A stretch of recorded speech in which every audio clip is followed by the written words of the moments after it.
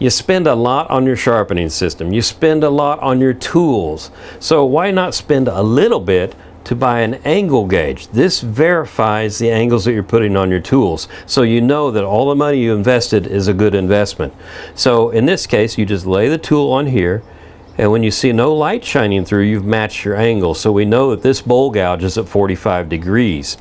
We have angles running from 15 degrees all the way to 75 degrees. We have slots here for your skews and also for your parting tool. If you turn it over, it is corked back so it's easy to hold on to and it won't slip. It's also 1/4 of an inch wide, so it's easy to hang on to that way. And it's wood. It's made of real cherry plywood. So that is beautiful, but also your tools will never dull by touching anything metal when you're trying to check the angle on them. So the Heritage Woodturner's Angle Gauge. Check it out at woodturningwithtim.com.